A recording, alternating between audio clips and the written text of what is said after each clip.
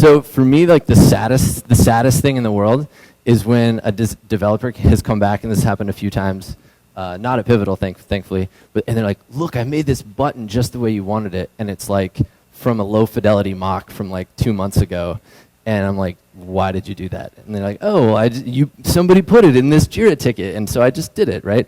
And so, you know, they're like, this is a tragedy. So the solution to this that I found is having a site for our project. And the reason why this is kind of important is if you point people to a folder or if you point them to Tracker or all these things, it's a little bit muddy and it's kind of hard to find things. And so where's some of my devs from Rivals? What's our site? Oh, he's not on the project anymore. None of my Rivals guys are here to shout it out. RivalsRedesign.com, yeah, thanks. So when they ask for a link to something, I say, no, you can't have a link. I'm going to tell you this URL, and you're going to remember it forever. And so this is the one place that you go if you want to find mocks or design documentation, or we have in here competitive landscape, user insights and synthesis. So anything that's relevant to the project is present here, and it's up to date. So this is kind of the process that I go through in creating these, and I did a lightning talk a while back where I explained this a little bit.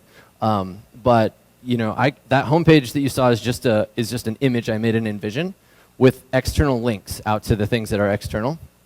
And then I bought a URL. And buying the URL, you can buy a lot of domains now for $1. So I own like rivals.xyz and rivalsredesign.com.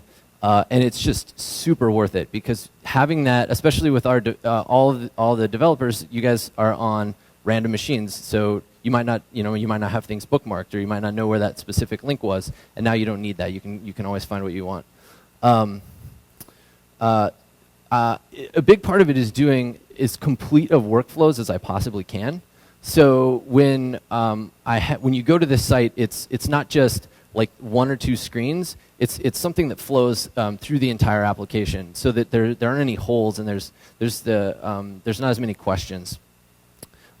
Part of the way I do this, you can do this both in the Adobe Suite and in Adobe Illustrator and in Sketch, is you create symbols. So if you componentize your interface the same way our developers do, so I make a header, and that header is shared across all those screens, it makes it very quick to kind of whip out 25 screens instead of having to adjust each one individually.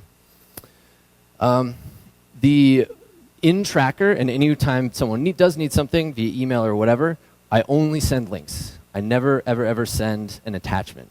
And that's because once you send an attachment, that leads you back to that place where they can somebody can dig up that email and they can design toward that. If it's a link to something, you can always update that link. And it becomes like an acceptance environment where you can kind of refresh that. And if it's not accepted today, they can go back to that link tomorrow and it reflects the right thing. I use Google Drive I link to Google Drive repositories as well when necessary for assets and other things like that. And then another big part of this, which I'm starting to explore on the current project, is having design own the CSS style guide, which we have in Hologram. And I think that's really valuable from a consistency standpoint. I think that there's some kind of skill level discussions about what designers are comfortable doing that. But I think it's so far it's been a really fruitful experience for us. And I think even Rachel and I, who had not done Sass before, were able to pick that up really quickly. This is a big thing for this and beyond, but I don't create any documentation or any deliverable that I'm not willing to update or keep up to date. So having this rule really forces my hand to kind of think about the kinds of things that I'm doing and make them as smart as possible. So that site that you saw has probably been, updated versions of that have gone up maybe 100 times over the course of the project.